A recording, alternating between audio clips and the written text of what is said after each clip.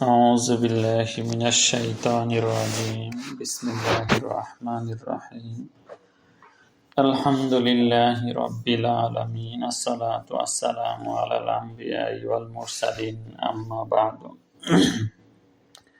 আমরা পারা ভিত্তিক আলোচনা শুনছি। এখন 13তম পারা এবং 13তম সূরা রাদে রয়েছে। গতদিন একটি কথা বলেছিলাম যে কল্যাণ কাদের জন্য, সবশেষে যে কথাটা বলা হয়েছিল, লিল্লাযীনা ইসতাজাবু লিরাব্বিহিমুল হুসনা, যারা তাদের প্রতিপালকের আহ্বানে সাড়া দেয়, কল্যাণ আসলে তাদেরই জন্য। অন্য কোনোভাবে, অন্য কোনো মতপথ বা পদ্ধতি অবলম্বনের মধ্যে কোনো কল্যাণ বা মঙ্গল নেই। আল্লাহ যা করতে বলেছেন সেগুলো করার মধ্যেই মঙ্গল, দুনিয়াবি এবং আখিরাতি মঙ্গল নিহিত। এতে অনেক কথা থেকে যায়, স্বাভাবিকভাবে সেন্টেন্সটা বলে দেয়া হলো, আল্লাহর বিধান পালনের মধ্যেই কল্যাণ।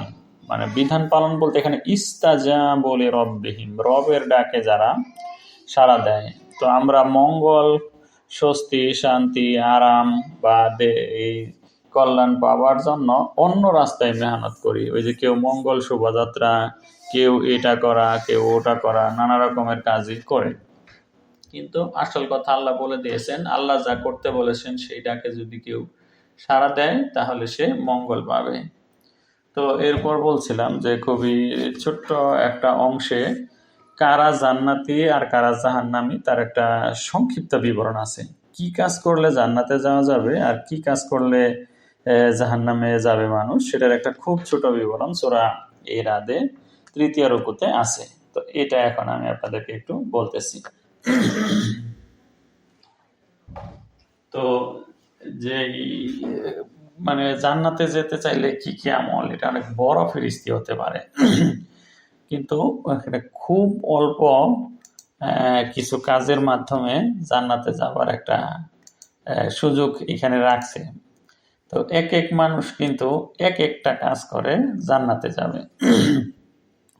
তো এই সম্পর্কে আপনাদের একটু নলেজ নিশ্চয়ই আছে। শুনেছেন না যে ওই একটা কাজের কারণে সে বেহেশতে চলে গেল, এই একটা কাজের কারণে সে বেহেশতে চলে গেল, এমন হাদিস তো শুনেছেন আপনারা, শোনার কথা।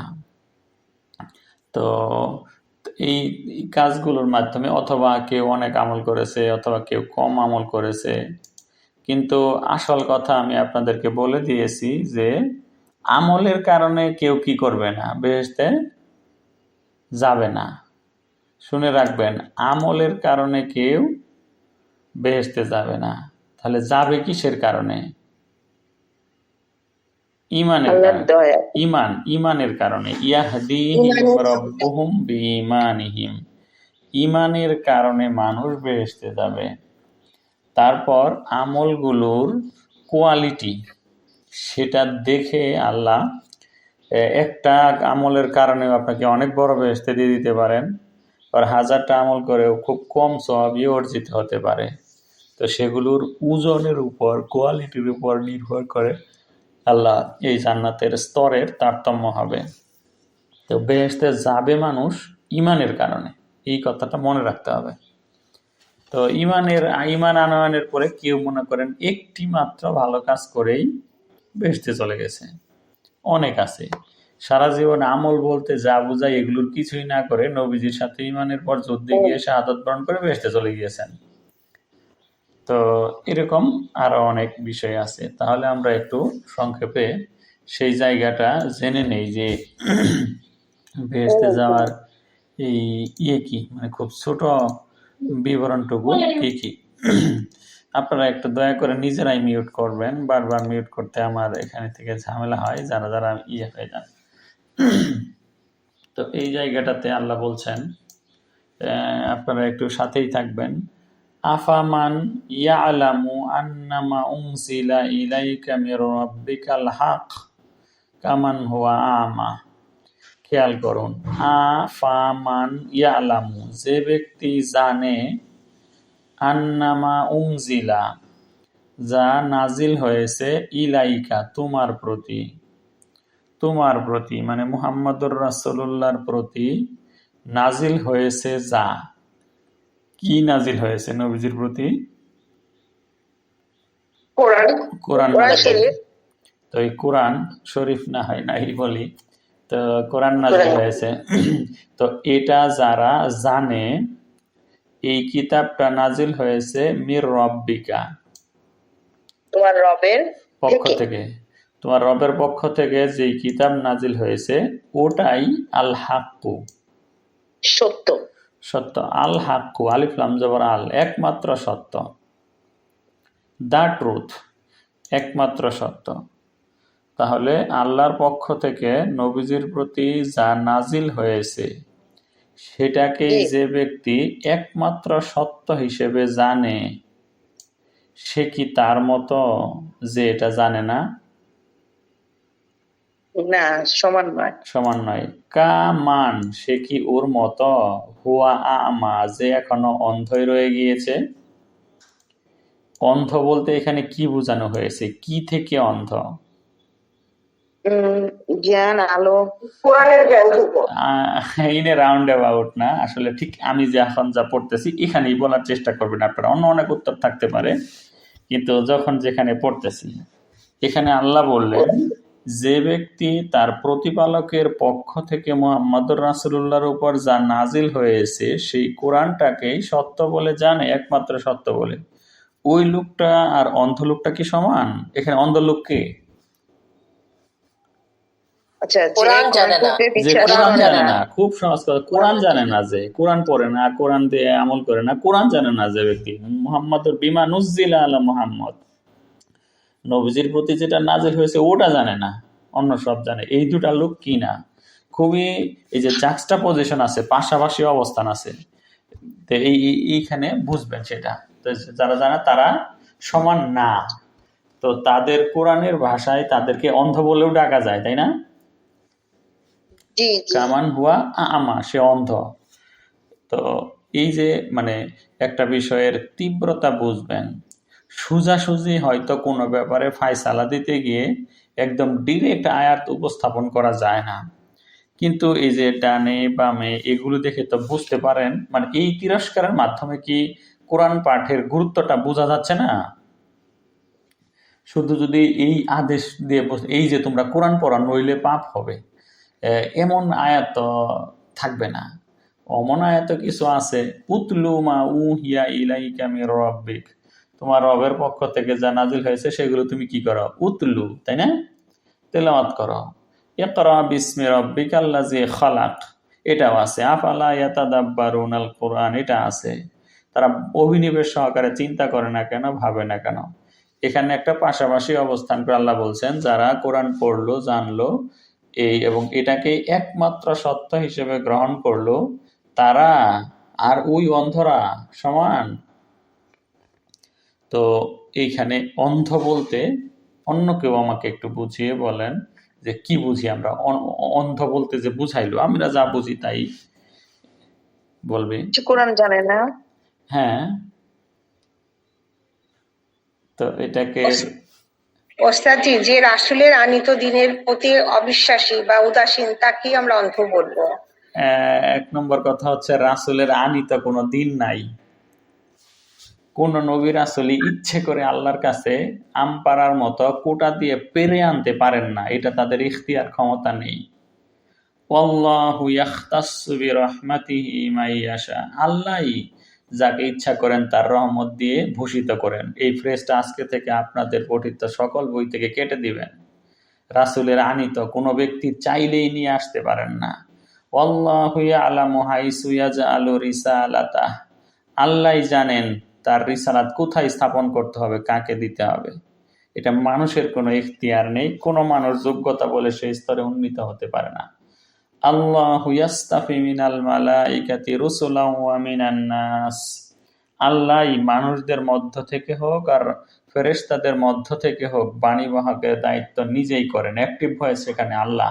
রাসূলরা প্রেরিত হন, রাসূলরা মুরসাল, ইন্নাকা লামিনাল মুরসালিন।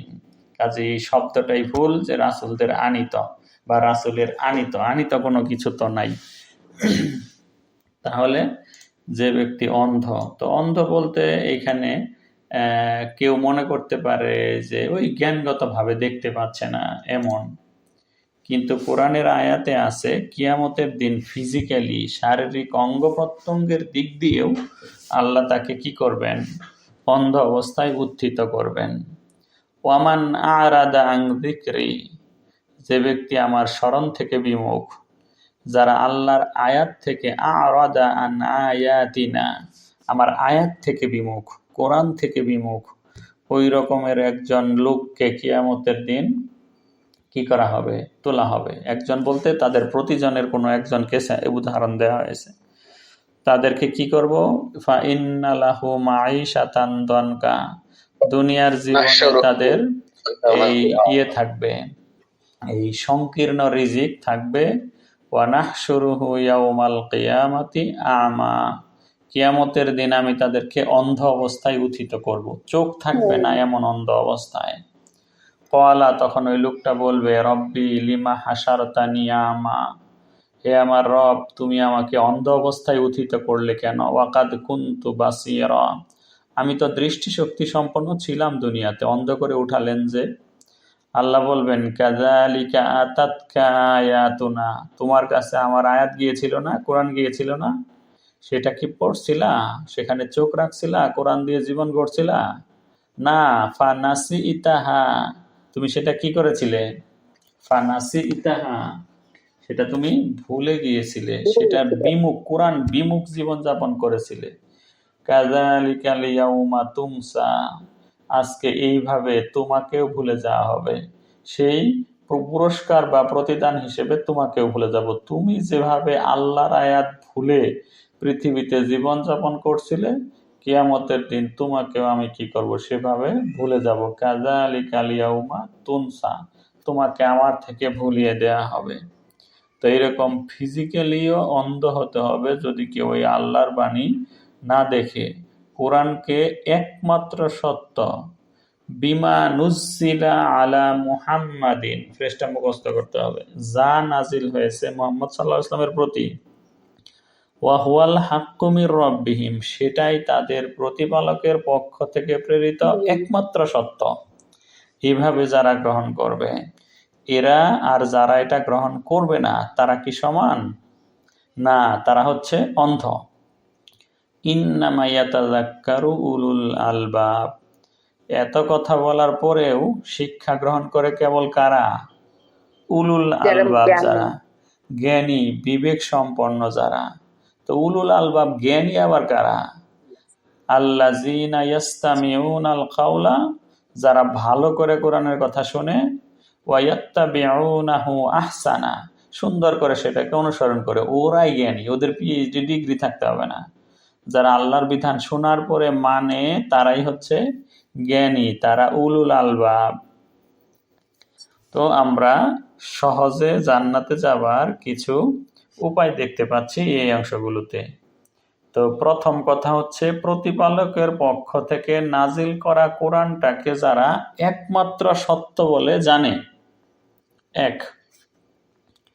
দুই, আল্লাযীনা ইউফুনা বিআহদিল্লাহ, যারা কি করে, ইউফুনা, পূর্ণ করে, বিআহদিল্লাহ, আল্লাহকে প্রদত্ত অঙ্গীকার যারা কি করে, পূরণ করে, পূর্ণ করে, রক্ষা করে। ওয়ালা ইয়ানকুদুনাল মিসাক, আর যারা অঙ্গীকার কি করে না, ভঙ্গ করে না। আপনারা কি কেউ আমাকে আহদ এবং মিসাক এই শব্দ দুটার অর্থ বলবেন? আহদ এবং মিসাক। আহদ হচ্ছে প্রতিশ্রুতি, মিসাক প্রতিশ্রুতি, অঙ্গীকার। অঙ্গীকার, আহদ হচ্ছে অঙ্গীকার, প্রতিজ্ঞা, প্রতিশ্রুতি প্রায় একই রকম। চুক্তি ভঙ্গ করে না, অঙ্গীকার রক্ষা করে। তাহলে এই শব্দগুলো আপনি যদি একটা ব্যস্ততম ফার্মগেট, মতিঝিলের মতো জায়গায় গিয়ে 1000 মানুষকে জিজ্ঞাসা করবেন যে ভাই আহদ মানে কি, অথবা ভাই মিসাক মানে কি, কজন বলতে পারে বলে মনে হয়? আহদ আর মিসাক বলতে পারবে না। তাহলে কথা হলো, যেই শব্দগুলো অফট রিপিটেড হওয়ার কথা ছিল, এটা সুন্নত, এটা সুন্নত, এটা নফল, উনি মোনাজাত ধরছে, এই কথাগুলো বুঝতে পারে মানুষ, তাই না? মোনাজাত বললে বুঝতে পারে না? পারে। তো এইগুলো বুঝতে পারে নাই, যেই যেই কাজগুলো করলে বেহেশতে যাওয়া যাবে, ওই ওই কাজগুলোর শব্দও জানে না। বেহেশতে যাওয়া তো দূর কি বাত, মানে শব্দটাও জানে না। আল্লাযীনা ইউফুনা বিআহদিল্লাহ। অথচ এই শব্দগুলো মুসলিম সম্প্রদায়ে কত ইম্পর্টেন্ট হওয়া উচিত ছিল। আহদ আর মিসাক, তারা কি করে না? আল্লাহকে প্রদত্ত অঙ্গীকার রক্ষা করে আর প্রতিজ্ঞা ভঙ্গ করে না। এই কটা কাজ করলে বেহেশতে যাওয়া যাবে খুব সহজে। আল্লাহকে প্রদত্ত অঙ্গীকারগুলো, আল্লাহর সাথে আমাদের আহদ কি, চুক্তি কি আছে, পরে এসেছেন। ওই যে আল্লাহ জিজ্ঞাসা করলেন, একটা চুক্তি হইল যে আলাস্তু বিরব্বিকুম, আমি কি তোমাদের রব নই? ক্বালু বালা। তখন আমরা বলেছিলাম কি, হ্যাঁ হ্যাঁ আপনি আমাদের রব। কিন্তু চুক্তির কথাটা অনেকদিন আগে করছি তো মনে নাই। মনে করিয়ে দেন, না। নবী রাসূল পাঠিয়ে, কোরআন পাঠিয়ে আল্লাহ মনে করিয়ে দেন যে তোমাদেরকে কিন্তু কি করতে হবে, আল্লাহর দাসত্বই করতে হবে। আল্লাহ ছাড়া আর কাউকে ইলাহ হিসেবে গ্রহণ করা যাবে না। আরো কি, ওয়ালা ইয়ানকুদুন আল মিসাক, আর মিসাক আর প্রতিজ্ঞাগুলো যারা ভঙ্গ করে না তারা বেহেশতে যাবে। তিনটা জিনিস গেল না? তিনটা, প্রতিপালক প্রদত্ত কিতাবটাকেই একমাত্র সত্য হিসেবে জেনে নিয়ে কাজ করবে, তারা প্রতিজ্ঞা পালন করবে, অঙ্গীকার পালন করবে, আর প্রতিশ্রুতি প্রতিজ্ঞা অঙ্গীকার ভঙ্গ করবে না। আহদ আর মিসাক একই রকম অর্থ হইলেও মানে অনেক জায়গায় এই আলাদা আলাদা করা আছে, যে মিসাক মানে এই, আহদ মানে এই। গেল তিনটা। ওয়াল্লাযীনা ইয়াসিলুনা মা আমারাল্লাহু বিহি আইয়ুসালা। ওয়াল্লাযীনা ইয়াসিলুনা, যারা অক্ষুণ্ণ রাখে, মা আমারাল্লাহু বিহি, আল্লাহ যা আদেশ করেছেন, বিহি আইয়ুসালা, আল্লাহ যে সম্পর্ক অক্ষুণ্ণ রাখতে আদেশ করেছেন, তারা মানে যারা সেটাকে অক্ষুণ্ণ রাখে, তারা কোথায় যাবে? বেহেশতে যাবে। তো এই কথাটুকু বুঝি। ওয়াল্লাযীনা ইয়াসিলুনা, যারা কি করে? অটুট রাখে, অক্ষুণ্ণ রাখে, মা আমারাল্লাহু বিহি, আল্লাহ কি আদেশ করেছেন, আল্লাহ কোন সম্পর্ককে টিকিয়ে রাখতে আদেশ করেছেন, কোন সম্পর্কটাকে অক্ষুণ্ণ রাখতে বলেছেন। তো উত্তরে আসতে পারে যে, অনেক উত্তরই হতে পারে। ইমানের সাথে আমলের সম্পর্ক আল্লাহ অটুট রাখতে বলেছেন। ইমান আর আমল, ইমান আর আমল সুই আর সুতার মতো যদি হয়, তাহলে দুটা আলাদা হলে কি সেলাই করা যাবে? সুই আর সুতা যদি আলাদা হয়, না, সেলাই হবে না তো। সেলাই হবে না। তো সেলাই হওয়ার জন্য কি করতে হবে? সুই আর সুতাকে সম্পর্কযুক্ত রাখতে হবে। মানে সুইয়ের ছিদ্রপথে সুতার সংযোগ থেকে দুটা মিলে ইমান আর আমল। ইমান তো সুইটাই, বুঝতে পারতেছেন না? আর আমল সুতা 1 মিটার হতে পারে, 2 মিটার হতে পারে, যুগ যুগ ধরে কিলোমিটার কিলোমিটার সুতা দিয়ে সেলাই করতে পারেন, তাই না? বেশি হতে পারে, কম হতে পারে। তাহলে ইমানের সাথে আমলের সম্পর্ক কি রাখে? অটুট রাখে, অক্ষুণ্ণ রাখে, মানে কানেক্টেড রাখে, কোনোভাবেই সেটাকে ডিসকানেক্টেড হতে দেয় না। আপনি যদি নিরবচ্ছিন্ন বিদ্যুৎ প্রবাহ ঠিক রাখতে চান, তাহলে কি সুইচ বন্ধ করা চলে? অথবা ইলেকট্রিসিটির উৎস থেকে সেখানে কাটা পড়াটা কি চলে? চলে না। তাহলে আল্লাহ যেটাকে কি বলছেন, নিরবচ্ছিন্নভাবে অক্ষুণ্ণ রাখতে কখনোই কি করা যাবে না। একদম যে ওই মৃত্যুপথ যাত্রী রোগীকে অক্সিজেন মাস্ক দিয়ে রাখা হয় না, একদম এই বাসেলাইন যে লাগিয়ে রাখা হয় নিরবচ্ছিন্নভাবে, একদম কন্টিনিউয়াসলি, কোনো ছেদ ফেলানো যায় না। এরকম কাজটা যারা করে, তো অনেকেই এখানে আরো কিছু কথা বলেছেন যে আল্লাহ যে সম্পর্ক অক্ষুণ্ণ রাখতে বলেছেন, পৌঁছাতে বলেছেন, মিল করতে বলেছেন, অটুট রাখতে বলেছেন, ওয়াসালার অর্থের আসলে শেষ নাই। তো এই জন্য বলতেছি আর কি বেশি করে। তো এক জায়গায় হয়তো কোনো তাফসীর আপনারা দেখবেন যে এখানে আত্মীয়তার সম্পর্কও আল্লাহ কি করতে বলেছেন, অক্ষুণ্ণ রাখতে নির্দেশ দিয়েছেন। তো এই শব্দটাও কিন্তু আবার আমরা বুঝি না। আত্মীয়তার সম্পর্ক ছিন্নকারী জান্নাতে যাবে না, তাই না? সে বুঝতে যাবে না। হ্যাঁ, তো এটা বলতে আমরা কি বুঝি? এটা বলতে আমরা বুঝি এই যে ব্লাড কানেক্টেড যারা, তাদেরকে, আমাদের খালা মামা চাচা ফুফু আরো যত আত্মীয় স্বজন, এইদের সাথে যেন সম্পর্ক ছেদ না হয়, এটাই বুঝি। এটাই যদি হয়, মানে আত্মীয়তার সম্পর্ক ছিন্ন করার হাদিসটা তো আরবিতে জানাই হয়নি, তারপরে বলছি এটাই যদি হয়, তাহলে কোন নবীর আর রক্ষা নাই। কারণ নবীজি মুহাম্মদুর রাসূলুল্লাহ কি করেছেন? তার চাচা মামা খালা ফুফা সহ অসংখ্য লোকের সাথে শুধু কি সম্পর্ক ছিন্ন করেছেন, নাকি তাদেরকে কচুকাটা করেছেন? সবচেয়ে বেশি কচুকাটা কোথায় হয়েছে? নবীজি তার সবচেয়ে বেশি আত্মীয় নিধন করেছেন কোন যুদ্ধে? বদরের যুদ্ধে, তাই না?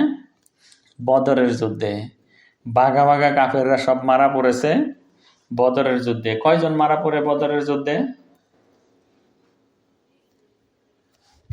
কেউ বলুন, বদরের যুদ্ধে কয়জন কাফের মরে, কয়জন মুমিন মরে?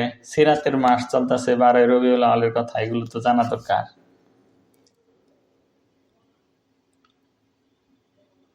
আচ্ছা, না জানা থাকলে সিরাত খুঁজে বের করবেন, অনেক জরুরি।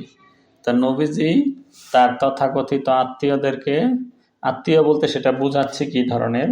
সহজ কথায় আত্মীয় না, রক্তীয়দেরকে, আত্মার সাথে যাদের সম্পর্ক তারা আত্মীয়, রক্তের সাথে যাদের সম্পর্ক তারা রক্তীয়।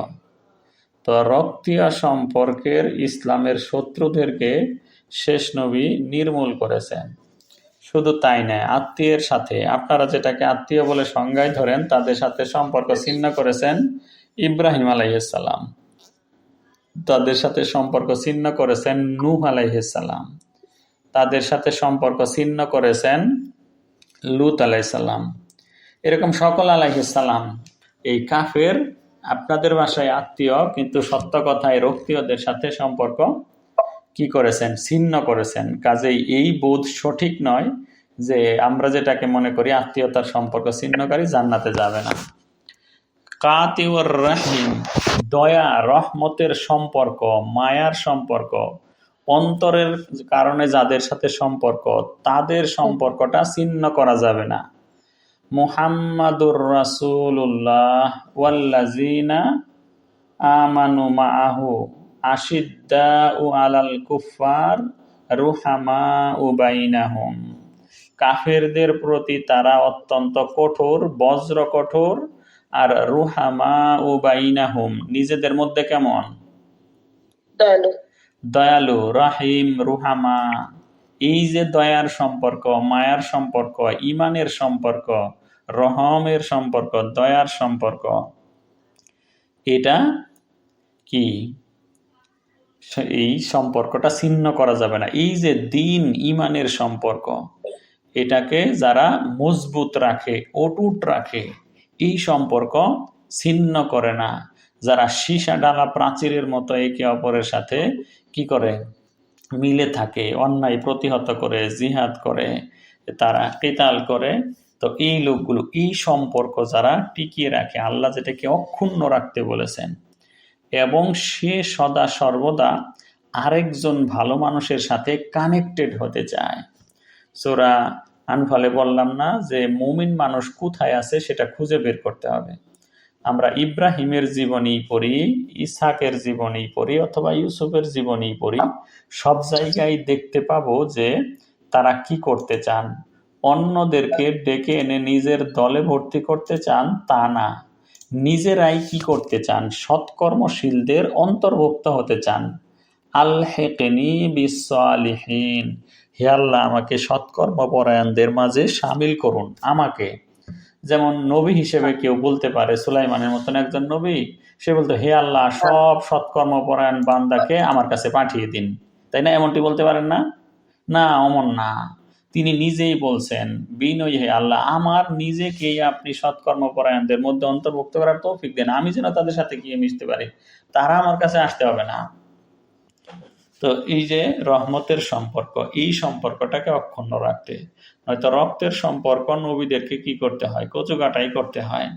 এটাই নিয়ম, এই ভুলটা বোঝা যাবে না।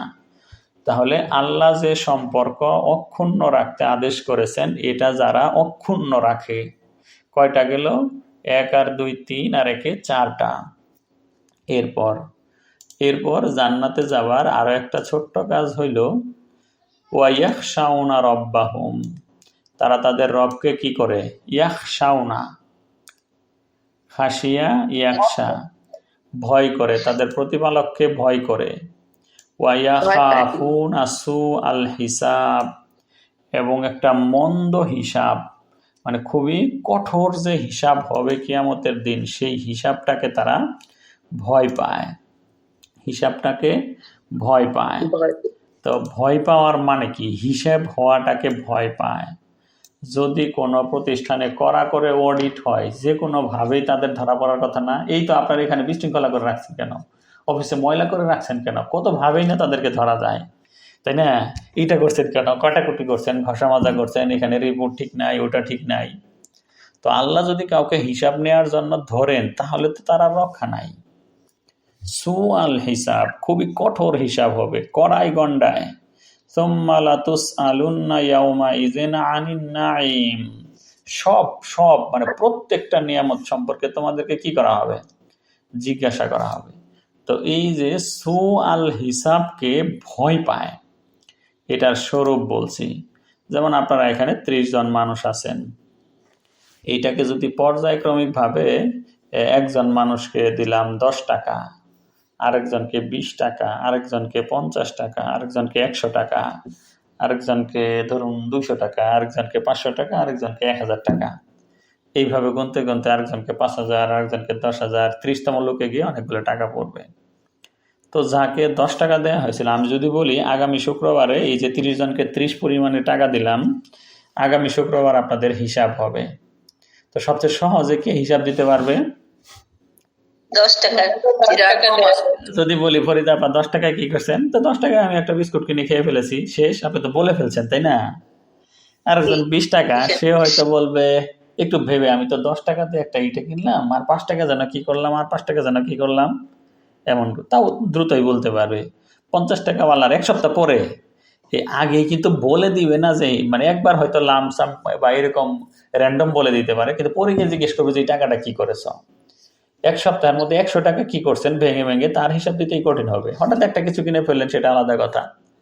তো এমন করে যাকে 1000 টাকা দেওয়া হয়েছে, কেউ তো কিভাবে 1000 টাকা ভেঙে ভেঙে খরচ করলেন, এটার হিসাবই তো দিতে পারবেন না 1 সপ্তাহ পরে। তো 5000 10,000 তো পরের কথা। তাহলে তারা সু আল হিসাব, কঠোরভাবে যে হিসেব করে, এই ব্যাপারটাকে যারা ভয় করে, এই কথার মধ্যে কি কথা আছে? তো এত ভেজালের আমার দরকার কি? আপনি যদি কোনো মতে যা আয় করেন আর তা খেয়ে এবং দান করে শেষ করে দেন, যা আয় করেন তা যদি খেয়ে এবং দান করে শেষ করে দেন, তাইলে কি আল্লাহ আপনাকে জিজ্ঞাসা করবেন কিনা যে আল্লাহ আপনি তো সব দেখছেন যে এটা আমার নাই? জিজ্ঞাসা তখনই করবেন আপনি যা যা রেখে গিয়েছেন, যা যা রেখে, তার মানে আপনারা রেখে যাবেন না সেটা না, কিন্তু হিসাব দেবার জন্য কি করতে হবে? রেডি রাখতে হবে, হিসাব দেওয়ার জন্য প্রস্তুত থাকতে হবে। কড়াই গন্ডায়, শুধু তাই নয়, আগের পরের সামনের পিছনের আমি জানি না এমন অনেক প্রভাব বিস্তারের জন্য আল্লাহর কাছে কি হতে হবে? দায়ী হতে হবে। যেমন ধরুন, বুঝতে পারি না, আপনি বাসা থেকে চলে এলেন, কোনো একজন পরিবার পুরুষ প্রধান, আর বাসায় অন্য অপরিচিত 5টা ছেলে মানুষ রেখে আসলেন। ঘরে আপনার স্ত্রী আছে, মেয়ে আছে, ছেলে আছে, ছোট বাচ্চারা আছে, মা বাবা বা বোন অন্যরাও আছে, সম্পূর্ণ অপরিচিত 10টা মানুষকে রেখে আসলেন। আর ভাবলেন যে তো ভালোই, অত তো খারাপও না, ঠিক আছে। তো এটা ভেবে কি মানে আপনারা কি স্বস্তি পাবেন? মানে কেউ তাদের বাসায় 5টা অন্য পুরুষ মানুষ রেখে আসলেন আপনাদের বাসায়, আপনারা বাইরে চাকরি বাকরি ব্যবসায় গেলেন, কেমন হতে পারে? সবসময় মনের মধ্যে খসখস করবে না যে কি যেন হয়, কি যেন হয়? করবে কিনা? বা কেউ ওইভাবে রেখে যাবেনি কিনা? সম্পূর্ণ অপরিচিত 5টা মানুষ কিন্তু বলেছি। তো উত্তর হইল হয়তো সেভাবে যেতেই চাইবেন না। যদি আত্মীয় স্বজন মতো 5টা লোক হয় তাও চিন্তা করবেন আজকে না হয় অফিসটা নাই করি, তাই না? তো এই যে এইগুলো করেন, কিন্তু আপনি যখন বাসায় এই যে ইন্টারনেট, টিভি অথবা টেলিভিশনগুলো রেখে আসেন, তখন কি ওই ধরনের চিন্তা করে রেখে আসেন যে একটু মনে মনে ভাবেন যে কি যে হয় বাসায় আল্লাহ জানে? আপনার ছেলে বা মেয়ে বা স্ত্রী বা বউ অন্যরা যে এই টিভি চ্যানেল ঘুরিয়ে ঘুরিয়ে ইউটিউব দেখছে, ইন্টারনেট টিভি দেখছে, যা মন চায় তাই, ভিন্ন পুরুষ, ভিন্ন মহিলা, ভিন্ন কালচার আপনার সাথে যায় না, খিস্তি খেওর আজে বাজে যা মন চায় তাই দেখতেছে ঘরের মধ্যে টেলিভিশন। তো আপনি মন্দ কোটি কোটি মানুষকে আপনার বাসায় বেডরুম পর্যন্ত প্রবেশের সুযোগ দিচ্ছেন, বাসায় এই জিনিসগুলা থাকলো। এগুলোকে আমরা ওভাবে ভাবি যে এই ফিজিক্যালি যদি 5টা মানুষ রেখে যেতাম তা হয়তো, তার চাইতেও আরো খারাপ ভাবে হয়। কেউ যদি কারো বাসায় গিয়ে বলে, একটা ছেলে মানুষ অপরিচিত, যে কি বলেন ভাই, বলে যে না আমি আপনার মেয়ের সাথে দেখা করতে আসছি, তাহলে আপনি কি বলতে পারেন? রেগে মেগে আগুন হতে পারেন, বেটা তুই আমার মেয়ের সাথে সাক্ষাৎ করতে আসছিস মানে কে তুই? কিন্তু এই ঘটনাটাই বাসায় মোবাইল ফোন আছে, হাজারটা ছেলে মানুষ মেয়ে মানুষ আপনার ছেলে বা মেয়ের সাথে কথা বলার খুবই প্রাইভেটলি সুযোগ পাচ্ছে, এই রকমের। তো এগুলো আমরা খেয়াল করছি না, আমাদের কর্মের প্রভাবটা কি? এই জন্য জাকির নায়েকের মতো মানুষও বলছেন আমাদের স্কুলে পড়লে কারো বাসায় যদি টেলিভিশন থাকে তাকে কোনোভাবেই আমাদের স্কুলে অ্যাকসেপ্ট করাবো না, ইসলামিক কালচার আর শেখাতে পারবো না। তখন মোবাইল ফোনের এই সয়লাভ হয় নাই, এটা 2008 সালে জাকির নায়েক তখন বলছেন, আমি তার কাছ থেকে শুনেছিলাম। আর যদি কোনো মতে কারো বাড়িতে স্কুলে ছাত্র ভর্তি হওয়ার পরে ধরা পড়ে যে তাদের বাসায় টেলিভিশন আছে, তাইলে তাকে সঙ্গে সঙ্গে সেখান থেকে বের করে দেওয়া হবে, তাকে আর পড়ানো হবে না। এক পর্যায়ে লোকে জিজ্ঞাসা করলো যে স্যার আমাদের বাসায় কি টেলিভিশন রাখবো না? তাহলে আপনার যে পিস টিভি, আপনি যে টিভিতে লেকচার দেন, এটা কিভাবে দেখবো? তখন জাকির নায়েক বললেন যে আপনার ঘরে পিস টিভির মতন একজন ফেরেশতা টিভিকে প্রবেশ করতে দেয়া, সাথে সাথে আরো 99টা শয়তান টিভিকে প্রবেশ করতে দেয়া, এই দুটার জন্য, এই একটা ফেরেশতা ঢোকার 99টা শয়তান প্রবেশের জন্য আমি এর অনুমতি দিতে পারি না। আপনি অন্য কোনোভাবে পিস টিভির প্রোগ্রাম দেখে নিলে নিয়েন, না হলে আপনার ছাত্র যেহেতু আমাদের স্কুলে পড়ে সেটা আমরা অ্যাকসেপ্ট করতে পারবো না, পিস টিভি দেখলেও হবে না। চিন্তা করেন। আমি বলছিলাম আমরা জানি না আমাদের কোন কর্মের কোন আচরণের প্রভাব কেমন, এটা না জেনেই যে কাজগুলো করে যাচ্ছি, তো এগুলোর হিসাবের ব্যাপারে তো চিন্তাই করি না, হিসাব আবার কিসের? তো এগুলোর যে কি প্রভাব হতে পারে সেগুলো জানি না। তাহলে যারা কিয়ামতের দিন হিসাব হবে, সুআল হিসাব প্রত্যেকটা কাজেরই, ঘরে টেলিভিশন কিনেন, রেডিও কিনেন, পত্রিকা রাখেন, আপনি আয় করেন, ব্যয় করেন, ছেলে মেয়েদেরকে টাকা দেন, কোন স্কুলে পড়ান, কোনভাবে চলেন, কোথায় যায়, পরিবারের সদস্যরা কি করে না করে, শুধু একটা জায়গায় যায়, শুধু অমুক বাড়িতে যায়, তাতে আপনার ছেলে মেয়ে সহ বা স্ত্রীর স্বামী সবারই সর্বনাশ হতে পারে, নানা রকমের কিছুই হতে পারে। তো হিসাবের কথার ভয় যারা রাখে, ওই ভয়তে যারা সাবধানে সাবধানে চলে, যে না আমার এত বড় বিজনেস কর্মকাণ্ডে তো যুক্তই হওয়া যাবে না, তাহলে তো আমি আর একটুও সময় পাবো না, আল্লাহর ইবাদত করতেই পারবো না, আমার এইখানে ঢুকাই যাবে না, আগেই যারা অ্যাসেসমেন্ট করতে পারে, মূল্যায়ন করতে পারে, তো এইটাকে যারা ভয় করে, সুআল হিসাব, ওরা বলছে আমরা হিসাব দিতে পারবো না, এই ভেবে তারা অত বেশি জড়িয়ে যাওয়া থেকে নিজেদেরকে কি করে এড়িয়ে চলে। তিলকাদ্দারুল আখিরাত, আখিরাতের সেই আবাস তো আমি তাদের জন্যই নির্ধারিত করি, জান্নাত তো আমি তাদেরকেই দিব যারা কি করে না, লা ইউরিদুনা উলুওয়ান ফিল আরদি ওয়ালা ফাসাদা, যারা এই দুনিয়াতে উলু উলু করতে চায় না, উলুয়া উচ্চ মর্যাদা, প্রাধান্য, কর্তৃত্ব, নেতৃত্ব, ক্ষমতা, বাড়াবাড়ি, প্রভাব, মালিক হওয়া, বস হওয়া, এই ধরনের ব্যাপারটা যারা চায় না, ওয়ালা ফাসাদা, এবং ফ্যাসাদ সৃষ্টি করতে যারা চায় না, তারাই বেহেশতে যাবে।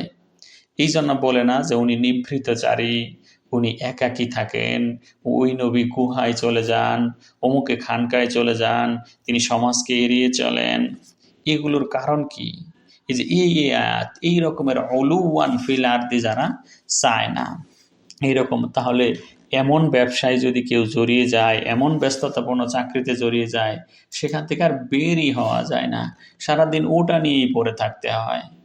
তাহলে এইটা নিয়ে পড়ে থেকে সকাল সন্ধ্যা হালাল ব্যবসা করেও সে কি করবে? দুজখেই যাবে। তো ভালো মানুষ তো সেটা বেছে নিতে চাইবে না, যে এই ব্যস্ততা যদি আমাকে দুজখে নিয়ে যায়, এই ব্যস্ততা তো আমার দরকার নাই। তো এরকম তারা করে।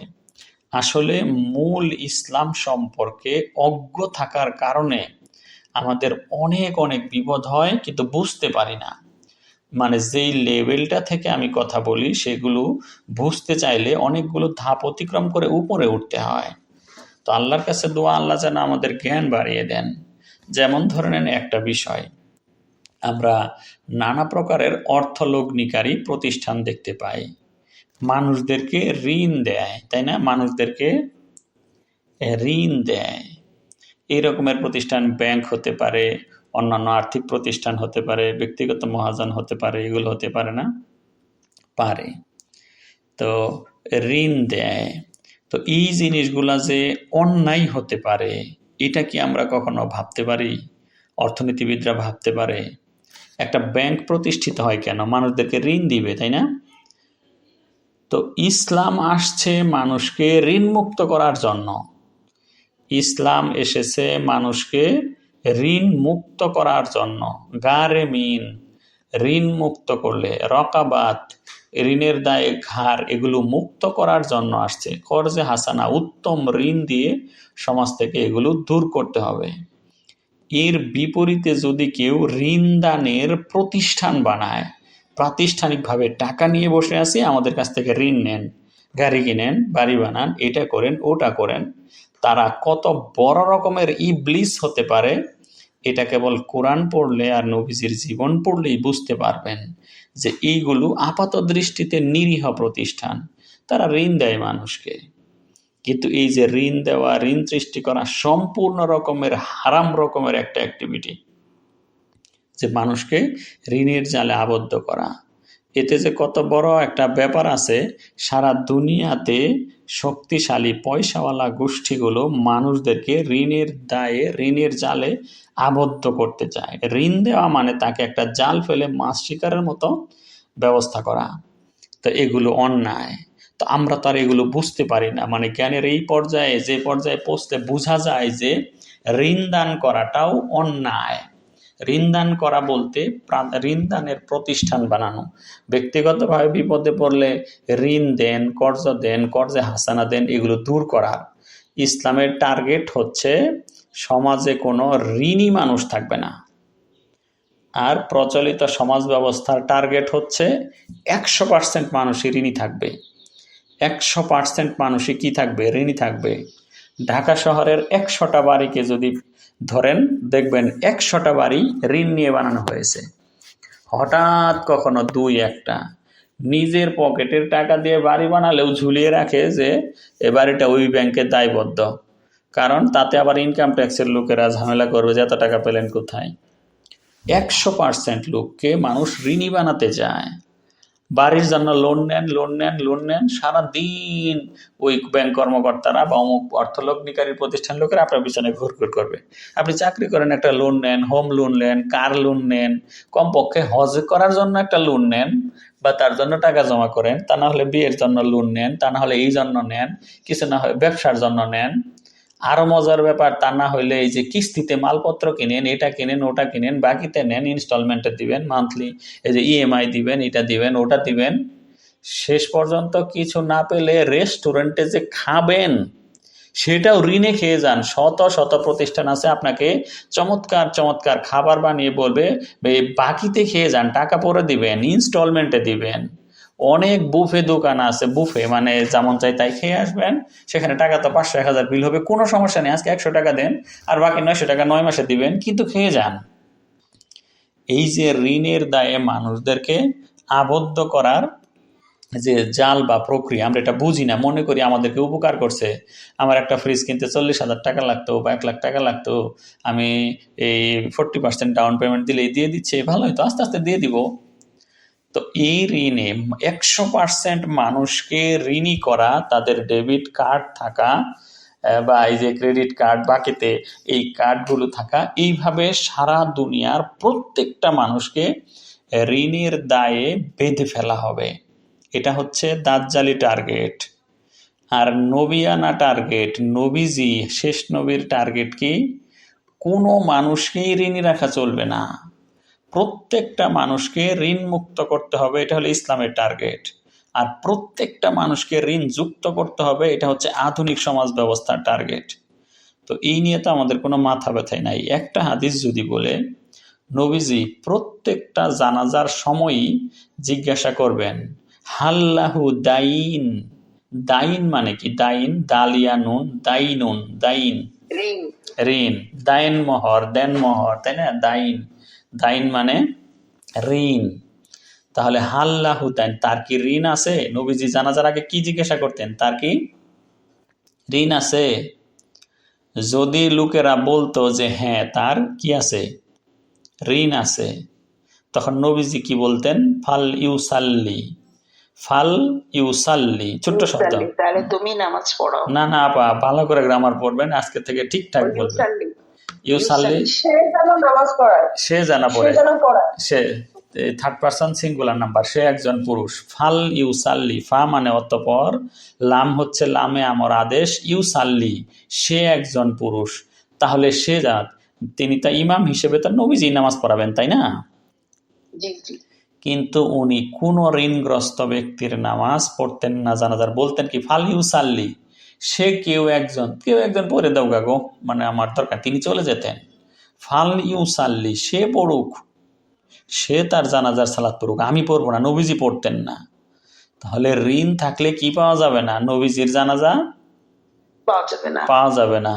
এটা কি কখনো এভাবে ভেবে দেখা হয়, বলা হয়? কখনোই না। সব কটা মানুষ বাড়ির গাড়ির অন্য কিস্তি লোন আছে, এখন বলবে এটা তো আমাদের খাদ্যের ঋণ না, তাহলে বস্ত্রের ঋণ নাই, বাসস্থানের ঋণ, গাড়ির অমুক ঋণ তমুক ঋণ, অথবা ফ্যাশনের ঋণ, অথবা ব্যবসার ঋণ আছে, তার জানাজাই হবে না।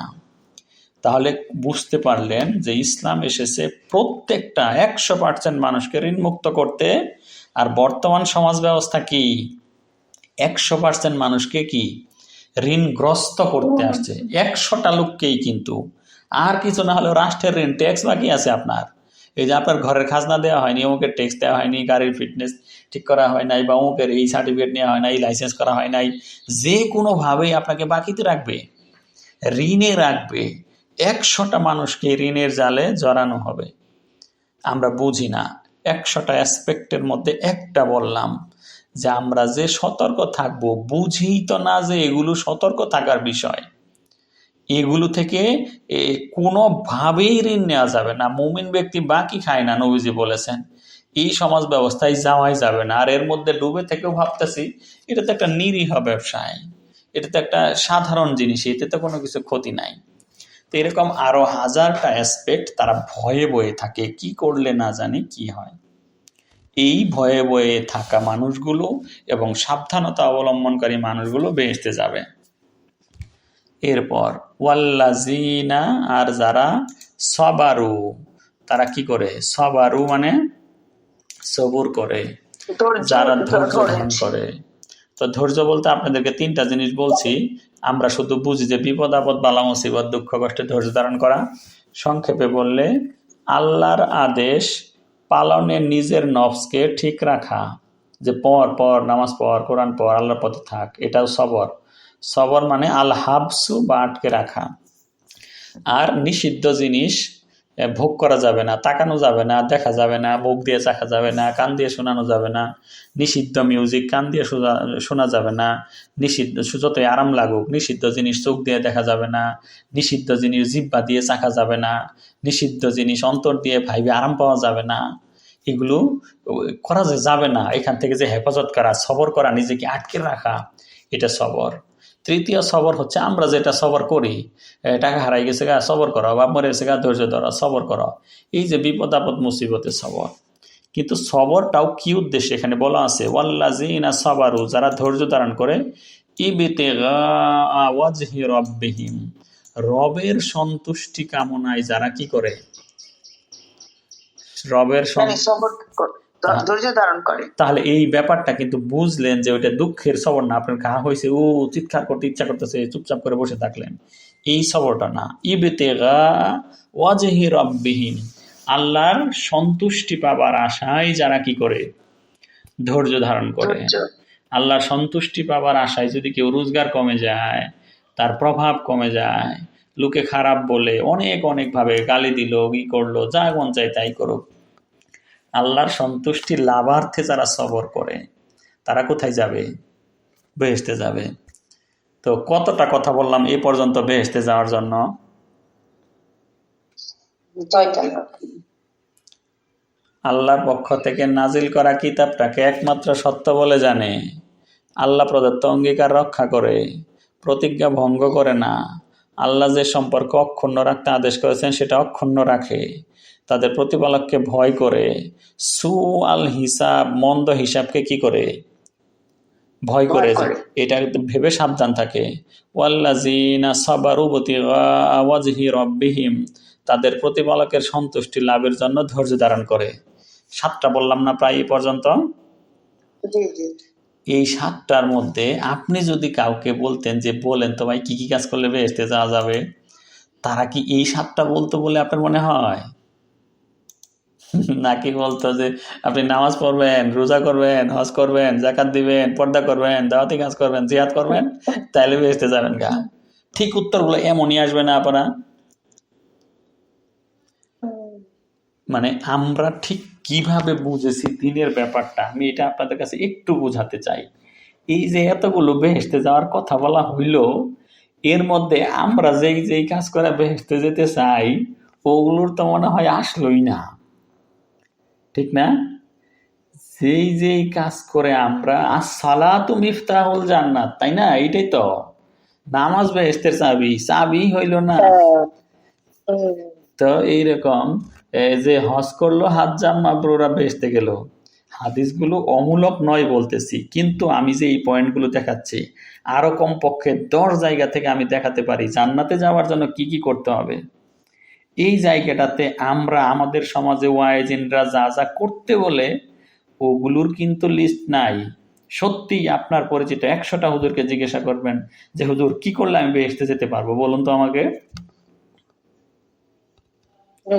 এই যে পার্থক্যটা, কোরআন কি করতে বলে আর আমরা কি কি করে বেহেশতে যেতে চাই, পুরাই আলাদা। কি কি পেলেন এখানে? আমরা ইবাদত হিসেবে যেই যেই জিনিসগুলা করি এগুলোর কি কিছু এখনো আসলো?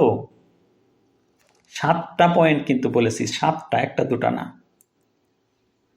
7টার মধ্যে। জি ওস্তাদ, এই 7টা পয়েন্টের একটা পয়েন্টের মধ্যে এগুলো আছে। কোনটা? যে ওই হিসাব মানে সেটা হলো যে আমরা কিয়ামতের দিন যে আমরা ভয় করব। জি তো কোরআন মাজিদে তো আছে সালাত কায়েম করা, সাওমের কথা বলা আছে, হজের কথা বলা আছে। হ্যাঁ, না এটা হবে, তাহলে এগুলো পয়েন্টে নাই, তাহলে বুঝতে পারলেন এগুলো পয়েন্টের মধ্যে হ্যাঁ, তো ওর মধ্যে থাকে, পয়েন্ট আসবে, পয়েন্ট বলতেছি মানে আমি তীব্রতা বোঝানোর জন্য বলছি, কিন্তু আমাদের যা বলা হয় তার সাথে কি কোনো মিল পেলেন? কোনো হুজুর আপনাকে এটাকে ওয়াজ করে বলবে যে এটা করলে বেহেশতে যাবে? না, হ্যাঁ, এরকম বলে না। এই পার্থক্যটা বোঝার জন্য আমি অনেক সময় কড়া করেই কথা বলি। এই যে একটু আগে সাফিউন্নেসা আপা বললেন যে রাসূলের আনিত, কেন বলি? আমি গত 5 বছর ধরে আপনাদেরকে শোনাচ্ছি এই কথাটা, এখনো যদি এর উল্টা কথাই বলেন তাহলে তো আমার খারাপ লাগে। যে মানে যা এখান থেকে কোরআন থেকে শিখতে পারতেছি কথাটা অন্যরকম, সমাজ থেকে যা ইসলাম শিখছেন সেটাই আসছে, এখান থেকে কথাটা আসছে না। তাহলে এই 7টা পয়েন্ট আল্লাহ বললেন এগুলো করলে বেহেশতে যাবে, বেহেশতে যাবে, লাইনটা পড়ে আছে, আমি আগেই বলে দিচ্ছি আপনাদেরকে। আরো কি এত এই 7 দফা কাজ করার পরে ওয়া আকামুস সালাত, এই যে দেখুন ওয়া আকামুস সালাত, কয়টা কাজ? 7টা কাজের পরে 8ম কাজটা কি? তো আকামুস সালাত। আকামুস সালাত 8 নাম্বার, কিন্তু একদম পয়েন্ট পয়েন্ট 1 2 3 এভাবে লিখে রাখবেন, তারা সালাত কায়েম করে। তাহলে সালাত কায়েম করা কি প্রথম কাজ? তার আগে কত কাজ। 8 নম্বরের কাজ। প্রথম কাজ না। একটা কাজ করার পরেরটা হলো সালাত কায়েম করা। এই যে সিরিয়ালটা প্রথম কাজ না। আকামুস সালাত, তারা সালাত কায়েম করবে, প্রতিষ্ঠিত করবে। এরপর ওয়া আনফাকু, তারা কি করবে? ব্যয় করেছে, ব্যয় করবে। মিম্মা রাযাকনাহুম, তা থেকে আমি তাদেরকে রিজিক দিয়েছি, আমি তাদেরকে রিজিক হিসেবে যা দিয়েছি সেখান থেকে তারা ব্যয় করবে। কয় নম্বর কাজ? 9 নম্বর কাজ। ভালোভাবে বুঝবেন, এই জায়গাগুলোতে 10টা কাজের কথা আছে। 10টা কাজ করে 10-এ 10 পেয়ে বেহেশতে যাওয়ার উপায় বলা আছে। তো ব্যয়েরটা একটু বুঝে নেই। অনেকভাবেই আমরা বুঝছি, ব্যয় সংক্রান্ত অনেক কথাই আপনাদেরকে বলা হয়েছে। এই পয়েন্টটা হলো, মানে পিন পয়েন্টের জায়গাটা হলো মিম্মা। মিম্মা, মিম্মা এর মধ্যে কি কি কথা আছে? মিন আর মা। মিন মানে হইতে, মা মানে মিম্মা রাযাকনাহুম, আমি তাদেরকে রিজিক হিসেবে যা দিয়েছি। তো এই মা কি নির্দিষ্ট নাকি অনির্দিষ্ট? অনির্দিষ্ট। আমি তাদেরকে 5 কোটি টাকা দিয়েছি, ওইখান থেকে তারা কিছু দান করে। আমি তাদেরকে সচ্ছলতার মতো পয়সা দিয়েছি, সে ওয়েল অফ, তারা সেখান থেকে দান করে। এমন কি আছে? আমি তাদেরকে যা দিয়েছি, কম অথবা বেশি, মানে যাই কিছু যা দিয়েছি, যতটুকু দিয়েছি সেখান থেকেই তারা ব্যয় করে। কেউ বলতে পারে আমার তো নিসাব পরিমাণে সম্পদ নেই। তো নিসাব পরিমাণ কি আল্লাহ বলছে নাকি? আমি তাদেরকে যা দিয়েছি সেখান থেকে তারা দান করে। আমি তো সচ্ছল না, কিন্তু কোরআনের আয়াতে কি আছে? যারা সচ্ছল এবং অসচ্ছল অবস্থায় ব্যয় করে, আয়াত আছে না? যারা বিল্লাইলি ওয়ান নাহারি, যারা দিনেও ব্যয় করে রাতেও ব্যয় করে। তাহলে এটা তো আবার আরেক মুশকিলের কথা গেল, দিনে না হয় দান করলো, রাতে কিভাবে? তো সেটাকে যদি কেউ এভাবে ধরে যে এখানে দিনেও দিবে রাতেও দান করবে, এটা না হয় কেউ যদি এটাও বুঝে এখানে আসলে দিন আর রাত আলাদা করে বলা হয়নি, র্যান্ডম করে। দিবা রাত্রি মানে কি? সকাল সন্ধ্যা মানে সকালে আর সন্ধ্যায় নেই, সব সময়ই করে করে। তারপরে কি করে? সিররান ওয়া আলানিয়াতান, সিররান গোপনে এবং আলানিয়াতা হচ্ছে প্রকাশ্যে। সিররান মানে সিররি, গোপনে গোপনে গোপনে, আলানিয়াতান প্রকাশ্যে। দেখুন, অন্য কোন ইবাদতের ব্যাপারে বর্ণনা কত সংক্ষিপ্ত, আর ব্যয় করার ব্যাপারে কত রকমারি অভিধা দিয়ে সেটাকে বলা হয়েছে। যদি একসাথে ফ্রেজগুলা দেখেন, আমি তাদেরকে যে রিজিক দিয়েছি সেখান থেকে ব্যয় করে, এইখানে বিদ্যমানটা আমরা ধরি সিররান ও আলানিয়াতান। সিররান ও আলানিয়াতান একটা ফ্রেজ পেলেন কি? গোপনে এবং প্রকাশ্যে। ফিসাররাই ওয়াদ-দাররাই মানে কি?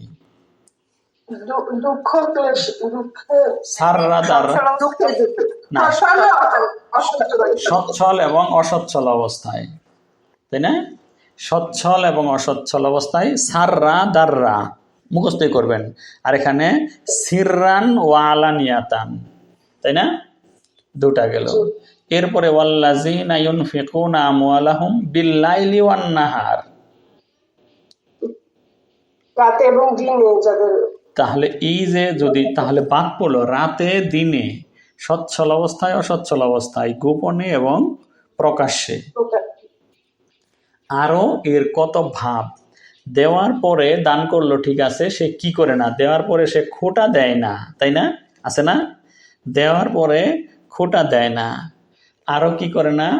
লোককে দেখাতে চায় না। ইউরাউনান নাস, মানুষদেরকে দেখাতে চায় না। এমনকি তাদের কাছে ধন্যবাদ জ্ঞাপন করা হলেও তারা কি বলে? না, লা নুরিদু মিনকুম জাযাআন, ধন্যবাদ তো আমরা চাই না। লা নুরিদু মিনকুম জাযা। আরো কি আছে? আরো কি? ইন তুখফুহা আও তুবদুহা, তুখফুহা আও তুবদুহা, গোপন করেই করো অথবা তুবদু প্রকাশ করেই করো। শব্দ কিন্তু আলাদা, মানে সিররান আলানিয়াতান গোপনে প্রকাশ্যে, এটা তো হচ্ছে গোপনে প্রকাশ্যে অবস্থাটা আপনাকে ফেল হিসেবে বলতেছে, তুবদু তুমি প্রকাশ করে করে দান করো, তুখফু তুমি গোপন করে করে দান করো, যেটাই করো। আরো কি করে করতে হবে, ইবতিগা ওয়াজহিল্লাহ আল্লাহর সন্তুষ্টির জন্য। এরকম একদম ডিটেইল বিবরণ সহ ব্যয় করার কথাটা এসেছে। তো এটা গেল। আর মিম্মা শব্দটা বুঝবো, তোমাদেরকে যতটুকু দেয়া হয়েছে ততটুকু থেকেই। এটা হলে ওটা করতাম, if I were a rich man I would help the poor, এই ধরনের সেন্টেন্সের কি ইসলামে জায়গা আছে? না। If I were a rich man, আমি যদি ধনী হইতাম তাহলে I would help the poor, তাইলে গরিবদেরকে সাহায্য করতাম। বা এই সেন্টেন্সটাও যে অন্যায় হয় এটা তো কি বলবো। তো ইফ আই ওয়ার রিচ হওয়ার দরকার নাই, আমি যা আছি হোয়াট আই এম, আমি যা আছি হোয়াট আই হ্যাভ, এইখান থেকেই আমাকে কি করতে হবে, ব্যয় করতে হবে। তো সেই রকম করে মানে যেই মাপের ধনী হবেন বলে আপনি ব্যয় করতেন, ওটা তো আপনার ওই মন তো কোনোদিনই ভরবে না। আপনার 3 টাকা আছে, আপনি করতে পারেন আমার 6 টাকা হলে দান করব, 6 টাকা হলে কি মনে হবে, আরে আমার তো এমনি চলে না, এই দিনকাল যা পড়ছে এই 6 টাকায় কি আর চলে, 12 টাকা লাগবে তাইলে দান করব। তো 12 টাকার যখন 24 টাকা মনে হবে, সব কিছু সারা দুনিয়া শুদ্ধ আপনারই তো লাগবে। এই মানুষের হিউম্যান সাইকোলজি এই রকমই। তো এই জন্য আল্লাহটাই ভালো কথা না, যা আছে তাই থেকে। কয়টা কাজ গেল? 10টা নাকি না 10টার উপর? না, 9টা গিয়েছে এ পর্যন্ত, হিসাব করছেন না, 9টা হলো। আবার মনে করিয়ে দিব, জি জি। আল্লাহ যা নাজিল করেছেন ওটাকেই একমাত্র সত্য বলে জানে যে, এক, আল্লাহকে প্রদত্ত আহদ বা অঙ্গীকার রক্ষা করে, 2, ওয়ালা ইয়ানকুদুন আল মিসাক প্রতিজ্ঞা ভঙ্গ করে না, 3, আল্লাহ যে সম্পর্ক অক্ষুণ্ণ রাখতে আদেশ করেছেন সেটা যারা অক্ষুণ্ণ রাখে, 4, ওয়ায়াখশাউনা রাব্বাহুম তাদের প্রতিপালককে ভয় করে, 5, ওয়ায়াখাফুনা সুআল হিসাব কঠোর হিসাবকে ভয় করে, 6, আর যারা তাদের প্রতিপালকের সন্তুষ্টির জন্যই ধৈর্য ধারণ করে, 7, ওয়াকামুস সালাত সালাত কায়েম করে, 8, ওয়ানফাকু মিম্মা রাযাকনাহুম সিররাও ওয়া আলানিয়া যারা গোপনে প্রকাশ্যে জীবন উপকরণ থেকে ব্যয় করে, 9টা গেল। তাহলে 9টা গিয়েছে, তাই না? এরপরে হচ্ছে 10 নম্বর, ওয়া ইয়াদরাউনা বিল হাসানাতিস সাইয়্যিআহ, ওয়া ইয়াদরাউনা, ইয়াদরাউনা শব্দের অর্থটা সুন্দর। ইয়াদরাউনা মানে কি জানেন? দূর করে, মিল আছে না? ইয়াদরাউনা মানে দূর করে, তাহলে আরবি আবার বাংলা মিলই আছে। ইয়াদরাউনা তারা দূর করে, তাহলে তারা দূরীভূত করে, তারা রিমুভ করে, তারা দূর করে। হ্যাঁ, কি করে দূর করে? বিল হাসানাতি মানে কি? বিল হাসানাতি ভালো দ্বারা, ভালো দিয়ে, উত্তম দিয়ে, ভালো জিনিস দিয়ে, আসাইয়াতা মন্দ জিনিসকে হ্যাঁ, মন্দ জিনিসকে ভালো দিয়ে যারা দূর করে। এই কথাটা এত গুরুত্বপূর্ণ এবং এত ভারী, ইদানিং ভারী শব্দটা আমি বলি, এই যে শুনতে পাচ্ছেন, দিন দিন আপনাদের জ্ঞান অত ভারী হচ্ছে, তাই না? বুঝতে পারতেছেন, ওই মানুষগুলো বেহেশতে যাবে যারা কি করে? বিল হাসানাতি দিয়ে সাইয়্যিআ দূর করে, তারা মন্দকে ভালো দিয়ে দূর করে, রিপ্লেস করে। এই কাজগুলো করে তারা সদা সর্বদাই ভালো কাজ করেছে না? এই যে এই 10টার মধ্যে সবকটা তো ভালো কাজ করেছে। তো এখন আপনারা যদি 34 জন মানুষের 34টা মন্দকে 34টা ভালো জিনিস দিয়ে দূর করার কথা বলেন, আমরা যদি সেগুলো পয়েন্ট করে ফেলি, দেখবো যে আল্লাহর কথার সাথে আমাদের কথাগুলো মিলেই যেতে পারে। যেমন ধরেন, তো এই ভালো দিয়ে মন্দ দূর করার মানে কি মলকে মূত্র দ্বারা ধৌত করা? না। হ্যাঁ, মলকে মূত্র দ্বারা ধৌত করাও একটা কিছু হইলো, একদম নাজাসাতে গালিজাবাদ দিয়ে না হয় খাফিফা হালকা একটু হইলো, কিন্তু তাই কি হলো? সেটাতে ধুয়ে মিলে আরো ভয়ানক রকমের গন্ধ ছুটবে না? ছুটবে। তাহলে ভালোকে ভালো দিয়ে মন্দকে প্রতিহত করবে। তাহলে কোনো সমাজে যৌতুক ভিত্তিক বিবাহ প্রথা চলে, আপনার সেখানে কর্তব্য কি? মুমিন হিসেবে বেহেশতে যেতে চাইলে দেনমোহর ভিত্তিক বিবাহ শাদীর ব্যাপারে ওয়াজ করা, সেটা প্রতিষ্ঠিত করার চেষ্টা করা। কারণ যৌতুক ভিত্তিক বিবাহটা হচ্ছে সাইয়্যাত, আর দেনমোহর দিয়ে বিয়ে করাটা হচ্ছে হাসানা। তো আপনি এই হাসানা দিয়ে সাইয়্যাটা করতে, কি রিপ্লেস করতে, দূরীভূত করতে চেষ্টা করবেন। কোনো এলাকার বিবাহ শাদী বা অন্যান্য ইভেন্ট, পারিবারিক অনুষ্ঠানগুলোতে বেপর্দা এবং গান বাজনা হয়, সাইয়্যাত হয়, আপনার কর্তব্য কি? বিল হাসানা দিয়ে সেটাকে কি করা? রিপ্লেস করা, দূর করা। এখানে কিন্তু দূর করার চেষ্টা করে না, দূর করে। কোনো এলাকার মানুষ ক্ষুদ্র ঋণ নামক এই মাইক্রো ক্রেডিটে 100% মানুষের ঋণের জালে আবদ্ধ। কোনো না কোনো ব্র্যাক, আশা, গ্রামীণ ব্যাংক, অমুক তমুক সমিতি, এর মধ্যে সব কয়টা মানুষ ঋণের জালে আবদ্ধ। এটা হচ্ছে সাইয়্যা, মন্দ। রাসূলের জানাজা পাওয়া যাবে না এমন নিকৃষ্ট জঘন্য অপরাধ। এই সাইয়্যা দূর করার জন্য আমাদের কি করা উচিত? কর্জে হাসানার ব্যবস্থা করা উচিত। মানুষকে ঋণ মুক্ত করা উচিত। মানুষকে অনুপ্রাণিত করা উচিত। ভুল করেও ঋণ নেবেন না, না খেয়ে মরে যাবেন, তাও কি করবেন না? ঋণ আল্লাহর কাছে রহমত প্রত্যাশা করবেন, কিন্তু ঋণ নেবেন না। বাড়ি বানানোর জন্য না, গাড়ি বানানোর জন্য না, হজ করার জন্য না, কোনো কাজের জন্য না। আল্লাহর কাছে চাইবেন। ফাবতাগু ইনদাল্লাহির রিজক, তোমরা আল্লাহর কাছে রিজিক চাও। ওয়া হুয়া ইয়ারযুকুকুম মিনাস সামা, তিনি আকাশ থেকে তোমাদের জন্য রিজিক দিবেন। মিন হাইসু লা ইয়াহতাসিবু, তিনি রিজিক দিবেন। কোনো একটা ব্যবস্থা তিনি করে দেবেনই, তার কাছে চাও।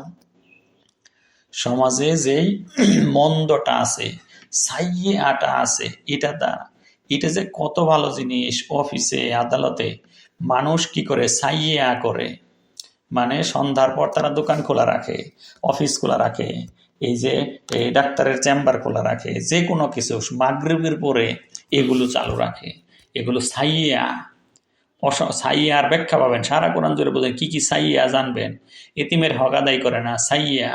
সূরা বনী ইসরাঈলে আছে সাইয়্যা মানে কি, মাকরুহা মানে কি। তো এই সাইয়্যাগুলোকে হাসানা দিয়ে দূর করতে হবে। সূর্য আকাশে থাকতেই কাজগুলো শেষ করে ফেলতে হবে। তারপর কি করতে হবে? এই যে অপচয় একটা সাইয়্যা, এটার মধ্যে মিতব্যয়িতা, সঠিক জায়গায় ব্যয় করাটা, এটা একটা হাসানা। এটা মানুষকে শেখাইতে হবে, বলতে হবে। আমাকে যারা অপচয়ের দিকে ডাকে, দরকার না থাকলেও জিনিসপত্র কিনতে বলে, বিজ্ঞাপন দেয়, সব এইগুলো থেকে মানুষের চোখকে হেফাজত করতে হবে। বাসায় রেডিও আছে, টেলিভিশন আছে, অশ্লীল পত্রপত্রিকা আছে, সাহিত্য আছে, এগুলো সাইয়্যা। এগুলোর বিপরীতে হাসানা রাখতে হবে। কত ভেবেচিন্তে মোবাইল ফোনের অ্যাপ, তাতে রক্ষিত ছবিগুলো, ভিডিওগুলো, কম্পিউটারের হার্ড ডিস্কের ফাইলগুলো, টেবিলে সাজিয়ে রাখা বইগুলো, কাপড় চোপড়ের ধরনগুলো, বানানোর ধরনগুলো, সব কিছুতে যে সাইয়্যা বা নিকৃষ্ট মন্দগুলো আছে, তার বিপরীতে ভালো ভালো জিনিস, হাসানা অ্যাপস, হাসানা বই, হাসানা কাপড় চোপড়, হাসানা খাদ্যাভ্যাস, এগুলো সব কিছু দিয়ে রিপ্লেস করে যারা এইভাবে নিরন্তর সংগ্রামী মানুষ, সমাজের বিদ্যমান মন্দগুলিকে যারা হাসানা দিয়ে, উত্তম বিকল্প দিয়ে যারা পরিবর্তন ইয়াদরাউনা দূর করে, কি যে কঠিন কাজ আর কি যে বড় কাজ। বললাম একটু কাগজ দিয়ে কলম দিয়ে ধরলেই 100টা লিস্ট হবে যে কি কি সাইয়্যা, কি কি হাসানা দিয়ে আমরা রিপ্লেস করতে পারি। লোকে গল্প শুনতে ভালোবাসে, শত শত ইসলামিক গল্প বানিয়ে রেখেছি, মানুষ শুনুক, ভালো লাগুক। লোকে ছবি দেখতে মনে ভালো লাগে, কমপক্ষে 1 লক্ষ ছবি রাখছি। তো সেগুলো সবাই তো আর এই কম্পিউটার থেকে দেখার নাই। ওই 1 লাখ ছবিকে যদি আমি প্রিন্ট করে, ল্যামিনেট করে মানুষের সামনে রাখি, তাহলে তারা ছবিটা দেখে এই ভালো পাবে। যে কোনোভাবে মানুষ যা যা দেখতে, মন্দ দেখতে যেগুলোতে অভ্যস্ত, ওই মন্দগুলাকে কি করি, এই রিপ্লেস করে ভালো, তার বিপরীতে একটা ভালো কিছু দেওয়ার জন্য যদি চেষ্টা করি তাহলে সেই কাজটা হবে আমার কি জান্নাতে যাবার জন্য একটা উপায় হতে পারে। এই আয়াতটা যে কত বড়, যে ওয়া ইয়াদারাউনা বিল হাসানাতিস সাইয়্যাত, তারা কি করে এই হাসানা দিয়ে সাইয়াকে রিপ্লেস করে, দূর করে, ইয়াদরাউনা করে। তো যেমন আপনাদেরকে অনেকদিন আগে একটা ছবি দেখিয়েছিলাম, মানে এই যে বলি যে এই জিনিসটাকে যে এভাবে করা যায়। তো মানুষ তো মানে এই দৃশ্য বা কল্পনায় আনতে খুবই বেগ পেতে হয়, ফিজিক্যাল একটা জিনিস দিলে ইয়ে করতে পারে। যেমন আমি আপনাকে যদি সারাদিন তাকওয়া, জুহুদ, দুনিয়া ত্যাগ, এই রকমের ব্যস্ততার জীবন এগুলো নিয়ে ওয়াজ করি, আপনার হয়তো মাথায় অতটা বুঝ আসবে না। কিন্তু এখানে একটা ছবি দেখতেছেন স্ক্রিনে, this is why the dog is happier, এই জন্যই কুকুরটা সুখী। কুকুরের মাথায় চিন্তা কি কি আছে, চিন্তার বাবলে কি কি আছে কুকুরের মাথায়? কুকুরের মাথায় আছে যে তার মালিক যদি ঠিক থেকে থাকে তাহলে কি হতে পারে, তার কোনো চিন্তা নাই। ছবিটা কি দেখ, তাই না? তার কুকুর কি তার বাড়ি নিয়ে চিন্তা করবে যে সে কোথায় থাকবে? কারণ মালিক তার জন্য একটা ডেন, গুহা বা একটা থাকার জায়গা বানিয়ে দিবে। কুকুর খাবে কি, তার চিন্তা আছে মালিক ভালো থাকলে খাইতে দিবে। সে কোথায় ঘুরতে যাবে না কি করবে, সে চিন্তা করে তার মালিকের কথা। আর মালিকে কি চিন্তা করে জানেন? তার একটা গাড়ি দরকার, একটা বাড়ি দরকার, কিছু টাকার দরকার, এই ভ্রমণের দরকার। মালিক এগুলো চিন্তা করে না, মানে কুকুরের মালিকে। তো কুকুরটা সুখী কেন? কুকুরের সকল চিন্তাকে সে এক চিন্তায় নিবদ্ধ করেছে। তে এটা কিন্তু হাদিস বলতেছি আমি আপনাদেরকে। নবীজি বলছেন যে ব্যক্তি তার সকল চিন্তাকে এক চিন্তায় নিবদ্ধ করছে তার আর কোনো চিন্তা নাই। তো সে তার স্রষ্টার চিন্তা করে, কিন্তু মানুষ চিন্তা করে এগুলো। এই জন্য এতগুলা চিন্তা আপনি একাই কেমনে করবেন? ছেলের চিন্তাও আপনার করতে হয়, মেয়ের চিন্তাও আপনারই করতে হয়, স্বামীর চিন্তা, স্ত্রীর চিন্তা, ব্যবসার চিন্তা, কোন চিন্তাটা আপনি করবেন? এতগুলো চিন্তা সামলাবেন কি করে? পাগল হয়ে যাচ্ছে মানুষগুলো। মানে এত এত টেনশন, মানে এত এত মানসিক রোগীর সংখ্যা সারা দুনিয়াতে এত বেশি, কারণ অত বেশি চিন্তা করতে গিয়েছে। তো অনেক কোরআন আয়াত হাদিস দিয়ে হেদায়েত করার চাইতে এই ছবিটা বড় করে কোথাও ঝুলিয়ে রাখাটাই অনেক বেশি শিক্ষাপ্রদায়ক না? একদম মস্তিষ্কে ঢুকে যায়। তো মানুষ যেটা পছন্দ করে, এই আগের আমলে আমি খুব ছোটবেলা থেকেই খুবই এই দাওয়াতি কাজের মানসিকতা ছিলাম।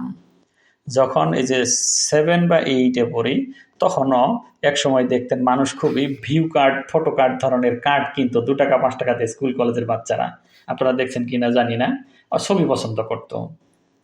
তো সেই সময়েও ভালো ভালো, ঠিক আছে ছবি যেহেতু পছন্দ করো তাহলে ভালো ছবি দেখাই তোমাদেরকে। গল্প পছন্দ করো তাহলে আহসানুল কাসাস, কত সুন্দর গল্পটা আছে। কবিতা পছন্দ করো, ভালো ভালো কবিতাই আছে। তাহলে সমাজে মন্দ যে জিনিসগুলো আছে তার বিপরীতে উত্তম বিকল্প হাসানা দিয়ে এটা যারা প্রতিস্থাপনের চেষ্টা করে, দূর করার চেষ্টা করে, তারা উলাইকা লাহুম উকবাদ্দার, তাদের জন্য কি আছে? উকবাদ্দার। উকবা মানে কি? উকবা শুভ পরিণাম, দ্বার মানে বাড়ি, এটারনাল হোম চিরস্থায়ী আবাস, সুন্দর বাড়ি, শুভ পরিণাম তাদের জন্য। তো এটা তো বুঝতে পারছেন, এই 10টা কাজ যারা করবে তাদের জন্য কি আছে? উলাইকা লাহুম উকবাদ্দার, শুভ পরিণাম, সুন্দর বাড়ি, এটারনাল হোম, এটা তাদের জন্য আছে। এটা যদি কেউ আবার মনে করে যে ক্রিস্টাল ক্লিয়ার করে তো বললো না আল্লাহ যে কোথায় দেবে। উকবাদ্দারটা কি? জান্নাত আদনিন, দেখতে পাচ্ছেন? জান্নাতে আদন, ইডেন গার্ডেন, পারপেচুয়াল ব্লিস, চিরস্থায়ী সুখের যে জান্নাত, এই যে উকবাদ্দার, এতে তারা প্রবেশ করবে। ইয়াদখুলুনাহা, তারাই প্রবেশ করবে। এই এই গুণগুলো যারা ব্যক্তিগতভাবে অ্যাটেইন করবে, ব্যক্তি একটা মানুষ, সেই কেবল কি করবে? বেহেশতে যাবে। যেমন ধরেন যেই 10টা বলা হলো, আপনার পরিবারের ভেতর থেকে আপনি একাই ওগুলো করলেন, তাহলে আপনি একাই বেহেশতে যাবেন, কিন্তু আপনার পরিবারের আরো 5 জন সদস্য আছে, তারা এগুলো না করলে তারা যাবে না, আপনার কোনো সমস্যা নেই, এরাই বেহেশতে যাবে। তবে তবে ওয়ামান সলাহা, আর যে ব্যক্তি সলাহা হবে, সংশোধন করবে, ভুলের ভেতরে থাকলেও আপনার করা এত এত ভালো কাজের সমাহার দেখে ওরাও যারা সংশোধন হতে হতে হবে আর কি, মিন আবাইহিম, হতে পারে আপনার বাবা আপনাকে দেখে ভালো হয়ে গেল, ওয়াজওয়াজিহিম, তাদের স্পাউস স্বামী বা স্ত্রী ভালো হয়ে গেল, ওয়াজুররিয়াতিহিম, তাদের যে সন্তান সন্ততিদের মধ্যে কেউ তার বাবার মতো ভালো হয়ে গেল বা মায়ের মতো হয়ে গেল, এটা যদি হয় এরাও তার সাথে বেহেশতে প্রবেশ করবে। এত চমৎকার করে আলাদা আলাদাভাবে বলা যে এই এই কাজকারী বা এই এই কর্ম পালনকারী পরিবারের ওই একটা লোকই বেহেশতে যাবে, উকবাদ দারে যাবে, জান্নাতে আদনে যাবে, তারা সেখানে প্রবেশ করবে। তবে সাথে সাথে তার পরিবারের ভেতর থেকে তার বাবা মায়ের মধ্যে যদি কেউ তার কথা বা তার আদর্শ অনুসরণ করে, তার স্বামী বা স্ত্রীর মধ্যে যদি তার মতো কেউ হয়ে ভালো কাজ সলাহা করে, সংশোধন করে, ওয়াজুররিয়াতিহিম, তার অফস্প্রিং সন্তান সন্ততি বংশধরদের মধ্যে যদি কেউ তাকে দেখে অনুপ্রাণিত হয়ে তার মতো ভালো কাজ করতে চায়, তারাও তাদের সাথে বেহেশতে প্রবেশ করবে। ফেরেশতারা আয়েশা 2 জনকে মিলিয়ে দিবে, এই যে আপনার নাতি সেও ভালো কাজ করতো, এই যে আপনার বাবা, এই যে আপনার ভাই এও। ওয়াল মালাইকাতু ইয়াদখুলুনা আলাইহিম মিন কুল্লি বাব, ফেরেশতারা প্রত্যেক দরজা দিয়ে এদের কাছে প্রবেশ করবে, মিলিয়ে দিবে। জাওয়াজনাহুম, তাদেরকে আমি এক করে দিব, আলাদা আলাদা ভাবে 5 মার্ক পেয়ে বেহেশতে প্রবেশ করলেও এদেরকে আমি এক করে দিব। এই যে 10টা কাজের মাধ্যমে আমরা বলতে চেয়েছিলাম পারাভিত্তিক আলোচনায় 13তম পারার 13তম সূরার 3তম রুকুতে জান্নাতে যাওয়ার 10টা পদ্ধতি আছে, এইগুলো মতো কাজ করলে বেহেশতে যাওয়া যাবে। এদেরকে গিয়ে ফেরেশতারা বলবে সালামুন আলাইকুম বিমা সাবারতুম, এগুলো করতে গিয়ে কি ধৈর্যটা নেই তোমরা ধরেছ, এই দুনিয়াতে কত কষ্ট করতে হয়েছে, বহুত সবর করছ, এই রকমের এই সবরকারীদের জন্য ফানিমা উকবাদ্দার, কি চমৎকার বাড়ি একটা পাইলা, কি ভালো বাসস্থান, ফাইনাল হোম, এটারনাল হোম। এইগুলো যারা করবে তারা বেহেশতে যাবে। এক কথায় যদি বলে ফেলি, এইগুলো যারা করবে না তারা কোথায় যাবে? এইগুলো যারা করবে না তারা দোজখে যাবে। ওয়াল্লাযীনা ইয়ানকুদুনা আহদাল্লাহ, এখানে যা যা পড়লেন তার বিপরীত শুনবেন। ওয়াল্লাযীনা ইয়াসিলুনা, যারা পূর্ণ করে আল্লাহর আহদ, এখানে কি আছে? ইয়ানকুদুনা মানে কি? নাকাদা ইয়ানকুদু, ভঙ্গ করা, নাকাদা ইয়ানকুদু মানে ভঙ্গ করা, নাওয়াকিদুল ঈমান, ঈমান ভঙ্গকারী বিষয়, ভঙ্গ করা, নাওয়াকিদুল ঈমান মানে ঈমান ভঙ্গকারী, যারা ইয়ানকুদুনা আহদাল্লাহ, আল্লাহর সঙ্গে অঙ্গীকার যারা ভঙ্গ করে, মিম বাদি মিসাকিহি, যাদের মিসাক অঙ্গীকার গুলাও ভঙ্গ করে, ওয়া ইয়াকতাউনা মা আমারাল্লাহু বিহি আইয়ুসালা, আল্লাহ যেই সম্পর্ক অটুট রাখতে বলেছেন ওগুলো যারা ইয়াকতাউনা কেটে ফেলে, মুমিন বান্দার খুঁজ করে না, সিদ্দিক বান্দা, সুহাদা বান্দা, সালহিন বান্দা কোথায় আছে খুঁজখুঁজ করে না, ঘুরঘুর করে না, কোন মা সাদিকিন, সত্যবাদীদের সঙ্গী হও, ভালো মানুষ খুঁজে বেড়ায় না যারা, এবং থাকলে কেটে ফেলে যারা, তারা দোজখে যাবে। ওয়ায়ুফসিদুনা ফিল আরদি, এবং পৃথিবীতে ফ্যাসাদ গোলমাল করে, এই 10টা কাজ করলে পৃথিবী সুন্দর হবে, এগুলো না করলে পৃথিবীতে বিশৃঙ্খলা সৃষ্টি হবে। উলাইকা লাহুমুল লানাতু, এদের জন্য লানত আর অভিশাপ, ওয়ালাহুম সুউদ্দার, মন্দ আবাসস্থল, মন্দ আবাস, সেই দুজক জাহান্নাম এদের জন্য। ভালো আছে না? এই 10টা কাজ করলে, এগুলো কিন্তু উল্টাও করা, মানে এগুলো যারা করে না, ওই শব্দ আইয়ু সালামি সাক আহদ, এগুলো করে না, ইউফসিদুনা ফিলা, এদের জন্য। তাহলে এই যে এই কথাগুলো বলে আল্লাহ বলছেন, দেখো চিন্তা করো না, আল্লাহু ইয়াবসুতুর রিজকা লিমান ইয়াশা ওয়া ইয়াকদির, আল্লাহ ইচ্ছা করলেই তোমার রিজিক বাড়িয়ে দিতে পারেন, ইচ্ছা করলে সীমিত করে দিতে পারেন, রিজিক নিয়ে তোমার চিন্তা নাই। কিন্তু যদি ওয়া ফারিহু বিল হায়াতিদ দুনিয়া, দুনিয়ার জীবন নিয়েই যদি খুশি হয়ে যাও, সন্তুষ্ট হয়ে যাও, উল্লসিত হও এখানে পেলেই, তাহলে তো ওয়ামাল হায়াতুদ দুনিয়া ফিল আখিরাতি ইল্লা মাতা, দুনিয়ার জীবন তো আখিরাতের তুলনায় খুবই ক্ষণস্থায়ী ভোগ, অল্পকালীন। এটাতে তো খুশি হইলে চলবে না, তাইলে তোমরা দুজকেই যাবে। এত সুন্দর করে আল্লাহ বুঝিয়ে বললেন এই ছোট্ট একটা অংশে সূরা রাদ, এই ৩তম রুকুতে 10টা কাজ করলেই জান্নাতে যাওয়া যাবে, এবং এই 10টা কাজ না করলেই জাহান্নামে যেতে হবে, দুনিয়াতেও লানত হতে হবে। তো এত সুন্দর একটা প্যাকেজ মতো। দুঃখের বিষয় যে এই ধরনের কাজগুলোর মাধ্যমে জান্নাত উপার্জন করার কথাটা বলা হয় না, আমাদেরকে অন্য কিছু বলা হয়। এই যে দানকারীদের পিতা মাতা আল্লাহ সুখে রাখবেন কবরে, একটা কোরআনের হাফেজ বানাবেন, সে 10 জনকে বেহেশতে নিয়ে যাবে। একটা মকবুল হজ করবে, 400 জনকে নাকি বেহেশতে নিয়ে যাবে। ও তো নিজে বুঝলোই না কোরআন মানে কি, হাফেজ মানে কি। ও আবার বেহেশতে যাবে কেমনে, আপনাকে বেহেশতে নিবে কেমনে? তো এই যে আজে বাজে জান্নাতে যাওয়ার অসংখ্য টুটকা কবিরাজি চিকিৎসার মতো বাজারে এই ইউটিউব অনলাইন হুজুরদের কাছে শুনতে পাবেন। আজকে যে ভয়ানক গুরুত্বপূর্ণ সর্বোচ্চ শ্রেণীর মানে জ্ঞানগত মানুষদের বোঝার জন্য যেই 10টা পয়েন্ট আল্লাহ বললেন যে এগুলো বললে বেহেশতে যাওয়া যাবে, সত্যি কোনো সমাজের মানুষের কাছে এই 10টা পয়েন্টের যদি চাষ করা যায়, তাদেরকে এইভাবে শিক্ষিত করা যায়, সমাজটা একদম বিশৃঙ্খলা মুক্ত সুন্দর একটা সমাজ হয়ে যাবে। এই দুনিয়াতেও তারা আরাম পাবে, কিয়ামতের দিনও তারা বেহেশতে প্রবেশ করবে। উকবাদ্দার, নিমা উকবাদ্দার, ভালো জায়গা জান্নাতে আদম তারা পাবে। তো আল্লাহ আমাদেরকে যেন এই 10টা কাজ, এই 10 দফা কর্মসূচি সঠিকভাবে পালন। সবশেষ কথাটা ওয়াইয়াদরাউনা বিল হাসানাতিস সাইয়্যাত, সমাজে বিদ্যমান যত সাইয়্যাত আছে এগুলোর মোকাবেলায় আমরা হাসানা দিয়ে সবকিছু সুন্দর করার সর্বাত্মক চেষ্টা চালাবো ইনশাআল্লাহ। আল্লাহর কাছে তৌফিক কামনা করছি, আমিন। ওয়া আখিরু দাওয়ানা আনিল হামদুলিল্লাহি রাব্বিল আলামিন। সুবহানা রাব্বিকা রাব্বিল ইজ্জাতি আম্মা ইয়াসিফুন ওয়া সালামুন আলাল মুরসালিন ওয়ালহামদুলিল্লাহি রাব্বিল আলামিন।